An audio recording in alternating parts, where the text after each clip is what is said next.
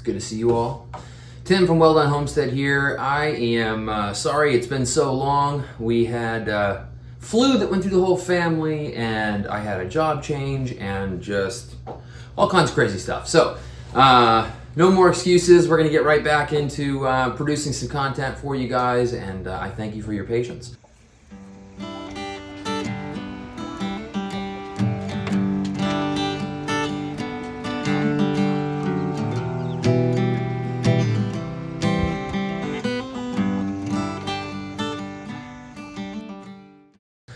Today we're going to talk about IFAKs, not IFACTS,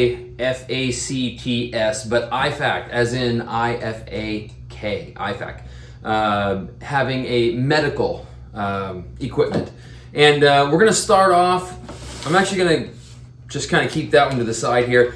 I'm going to start off with a typical IFAK, what's in it, and why, at least some of the why, because like I said, I've said before, I'm still learning some of this stuff, and it's important to keep learning, because that's important. But some of this stuff I don't know all of it. It's in my IFAK, hopefully, because somebody else in my group will know how to use it, especially if I need it. Anyway, so I'll go through. I'm going to start with this. This is like a cheap little waterproof plastic container that I got on Amazon.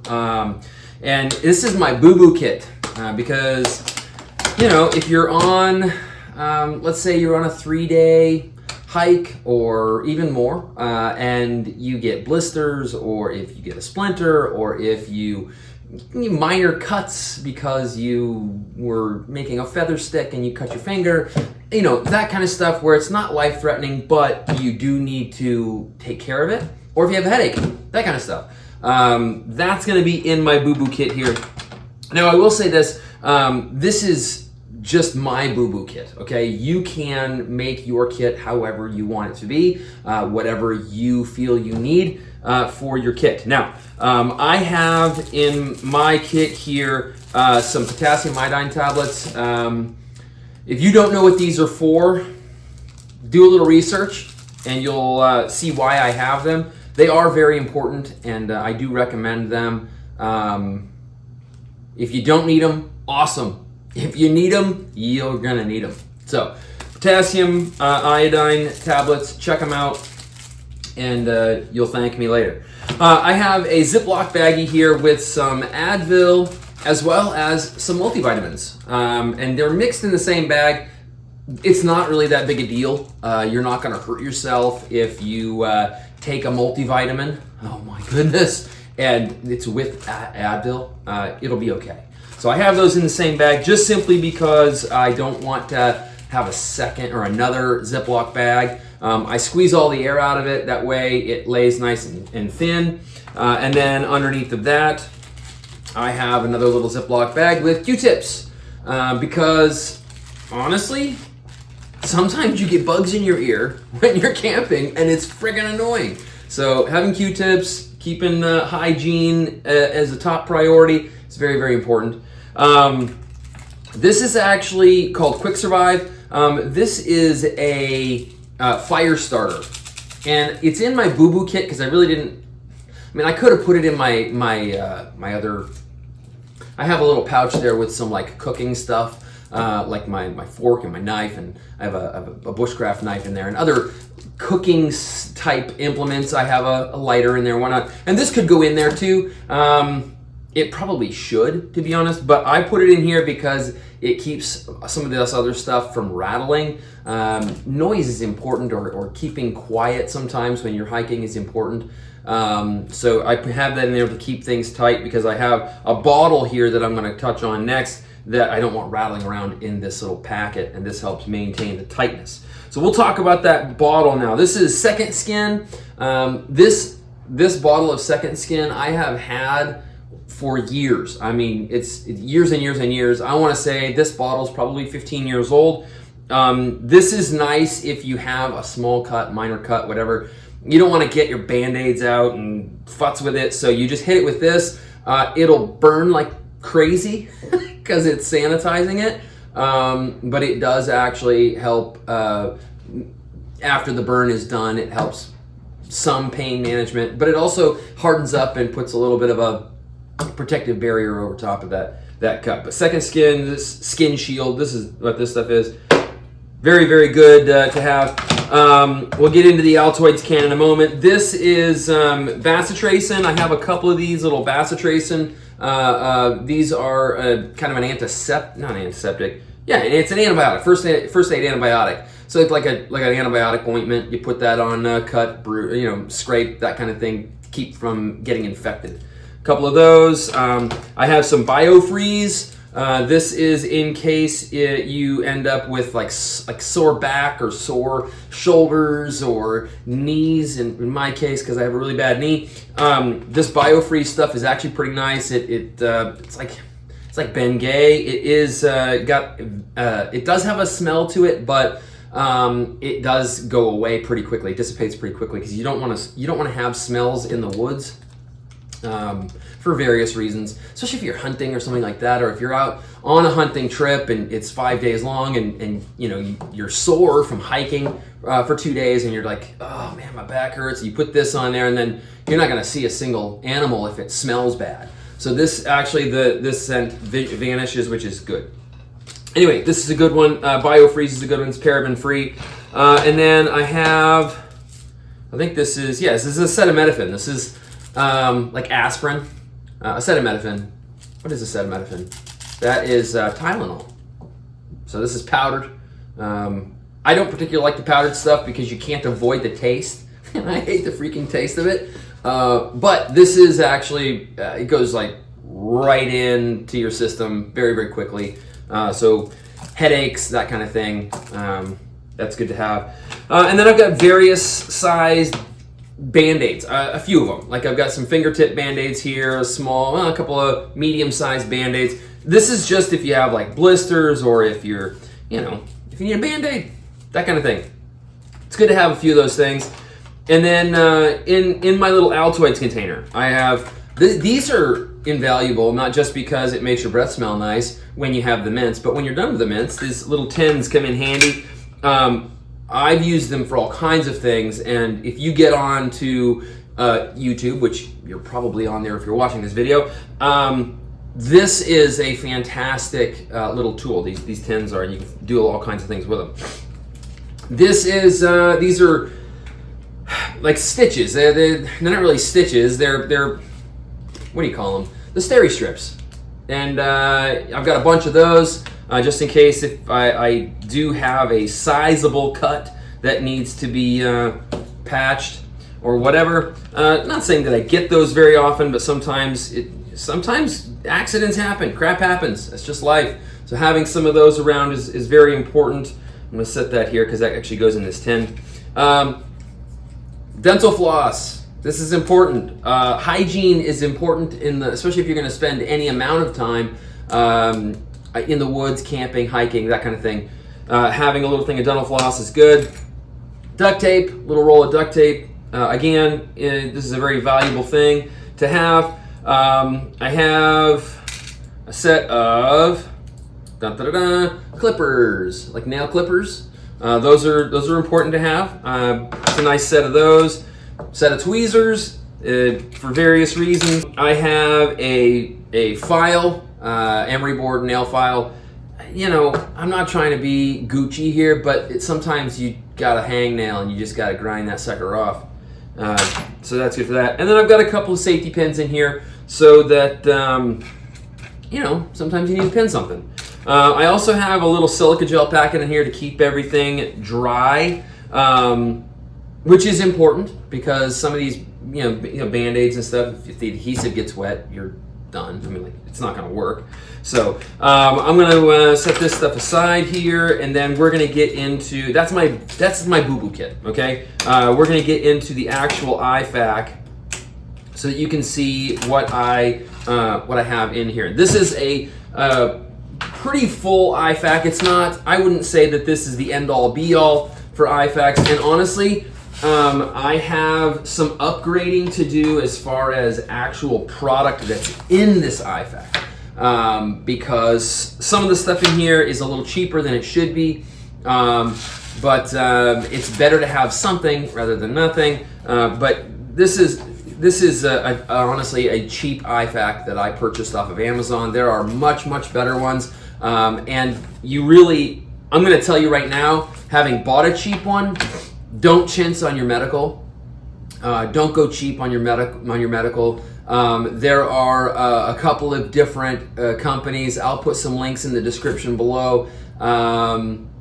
That are high quality and worth buying their medical equipment, and I will link them in the description below. So make sure that if you need some medical equipment, hit up those companies that solid dudes that run those companies. So yeah, check the description below. But anyway, this will at least give you an idea of some of the things that you'll want to have on a completed IFAK. You can see out here we've got a good pair of shears. This is actually a decent set of shears, nice and sharp. Well, they're safety shears, but I'm guessing I could probably cut myself with them. But they're intended to cut clothing away from a wound or something like that. You're not going to perform surgery with them, that's for sure. So we'll open this sucker up, and we'll start on this side here. We'll kind of move this way. Honestly, an IFAK bag, unless you're using a specific or having it for a specific purpose. I've heard this said before, nylon is nylon. So this is not going to be a load-bearing thing because it's in a bag. I actually have it carried inside my assault pack, my one-day bag, whatever. It's in my assault pack. So having this in there, it's not like it's going to be load-bearing or weight-bearing or anything like that. It just needs to hold this stuff in one area. So whatever bag you want to use, have at it. I'm not going to tell you have to have a specific brand because that's just, honestly, it's just stupid. And honestly, this bag may be a little bit overloaded. But we're going to go through this stuff because I think that each of these things is necessary. And like I said, I'm still learning. I'm learning what to take, what not to take, what I might need, what I won't need, that kind of stuff. So we'll set this half aside for later. This is a triangular bandage.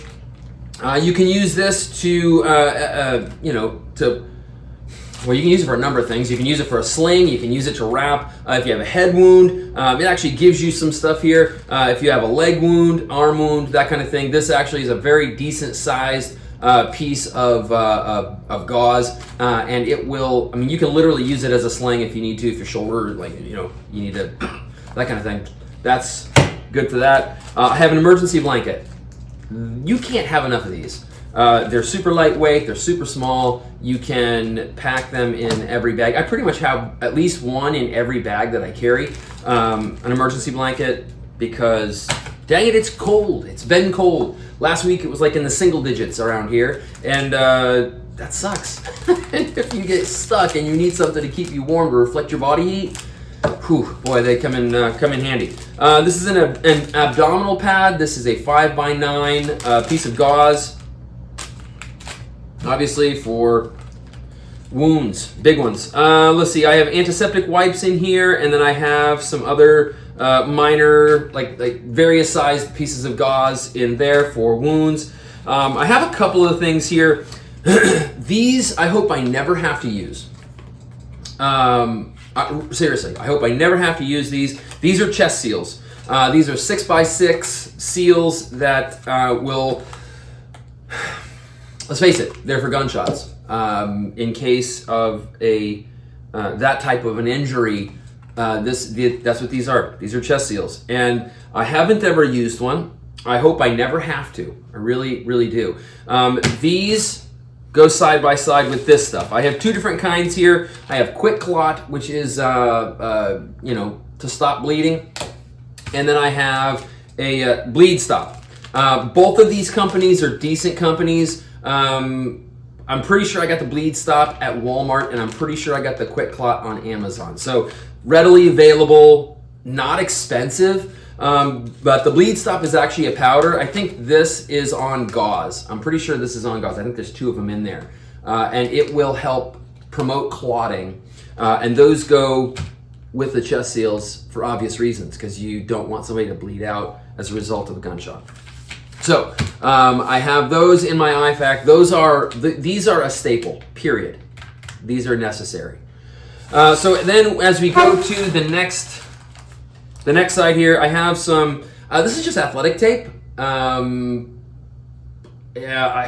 I used to use it when I played soccer. I was a goalie, and sometimes I had sprained wrists, jammed fingers, and you can use this stuff to, you know, give yourself a little reinforcement. This can hold gauze onto place, that kind of thing. I find that stuff valuable. We're going to help hold that aside there. This and this goes together. This is a decompression thingy. Actually, no, it's a nasopharyngeal airway. This opens your nasal cavity, and this is the lubrication gel that goes with it. I've never used one of these. I don't think I ever want to, but it makes it so you can breathe, and that's why I have it in here. So yeah, fun. Not really, but necessary. Okay, slide this stuff and this stuff out of here. We'll go through that stuff a little bit at a time. Alcohol prep pads. I've got a whole butt ton of them to try and sterilize a wound, clean it up, and that way you can actually treat it. If it's been contaminated, you want to make sure that these are alcohol pads, just so that it will clean up the nasty, the dirt, the gross, and honestly clean blood out of the way too, so that you can then put your quick clot down. Alcohol pads, important, needed. This is a compressed bandage, right? Emergency compression bandage. It is, it's 4 inches wide, and the thing is, like, it's like kind of like an ace bandage, so that you can wrap, gauze or whatever, or if you need to, keep a chest seal on. That should actually adhere to the skin, but if you need to kind of help it out, that'll work for that. Right. And then in here, I have a prepped windlass tourniquet. I also have a small Sharpie, so that you can write the time on there when it was applied. And it is prepped, so all it takes is this, and you've got it pretty much ready to go. So that is, that's how you do those thingies. And honestly, there's videos online showing you how to prep a tourniquet, and I do recommend watching those so that you can have the information on that. So, and then also having a Sharpie, it's awesome to have because you can actually write on skin, you can write on paper, you can write on these thingies at the time, on your tape, whatever. If you need to make notes, it's always good to have Sharpies. Sharpies are awesome. You should always have a Sharpie. So that is my main IFAK, and this is the one that goes in my. It's in a salt pack, but it's not assaulting anything. But to have that kind of medical available is important. Now, in my daily carry, I actually want to talk through what I have in my daily carry bag for an IFAK, for medical, because I didn't have it before, and I do have it now. So I put it in my poncho bag. My poncho came in this bag, which is a pretty cool little bag because it's waterproof. It's made out of the same material as my poncho. And it's a minimal bag. I mean, you see it's not a lot in there. So let's go through that together. And we will see what I carry on a daily basis. Okay, I do have what do you call it? A tourniquet in my bag, which we talked about before. So that's not in here, it's in my bag. But in here I have a Ziploc baggie with some things, and then I have a Z-fold compressed gauze, and then I have another athletic tape and these are like the gloves, the rubber gloves, nitrile gloves, which I should probably actually get some of these and put them in here, because if you're,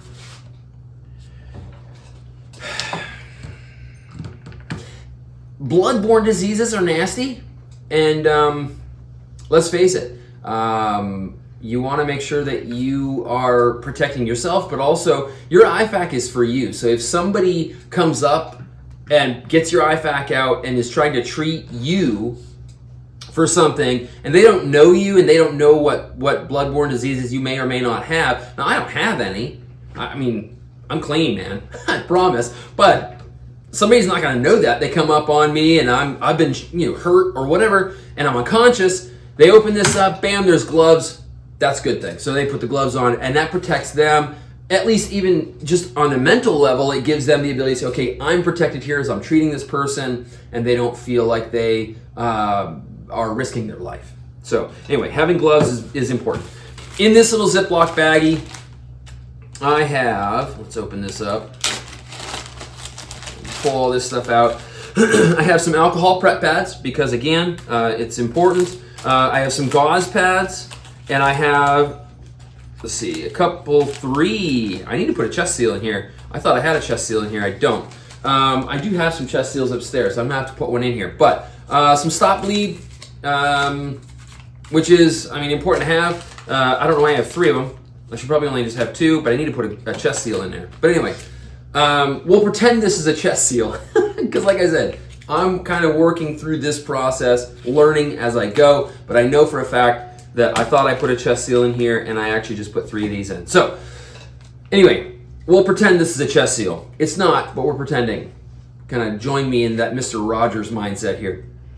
So yeah, a chest seal, stop bleed, gauze, tape, gloves, alcohol prep pad, and then compressed gauze. That's kind of the stripped down version, and I also have a tourniquet. That's the stripped down version of my IFAK that I carry every single day. And obviously this is going to make an adjustment. As soon as I'm done recording this video, actually, I'll make that switcheroo. So, yeah, this is what I carry. My boo-boo kit is in my big bag that I carry with me. And I have a complete IFAK like this one that I didn't tear down in my big bag as well. And that goes with the boo-boo kit, but I just figured I'd kind of share the 3 different packs, the 3 different medical packs that I carry with me pretty regularly. This guy, like I said, it's going in my big bag, and I don't reference it a lot unless I'm camping or whatever. This guy is in my assault bag. I have a second one just like it in with this boo-boo kit, but this is the one that I carry with me every single day. In reality, will I need this stuff? Maybe. I don't know. But it's better to have something that you might need to use than to not have it at all. That's just, bad planning. Hope's not a strategy, as it were. So anyway, that's what I have, guys. If you have any thoughts, any comments, please post them in the video below. Love to hear your thoughts, your own IFAK. Tell me what I'm missing. Tell me what maybe I don't need to have. If I've got some things that are redundant, and you know this, you're like, oh gosh, I've been doing medical for 25 years. You don't need this and this together. Okay, great. Tell me that. I want to know because I want to learn. I want to get better at this. So anyway, thank you guys so much for viewing today. Hit the like button, hit the subscribe button, hit the bell so that you don't miss any of the future videos that we have coming up. We're getting ready to start doing some tree trimming, and we're also going to start doing some seedlings and whatnot for our garden in the spring. So thank you guys so much, and we will see you next time.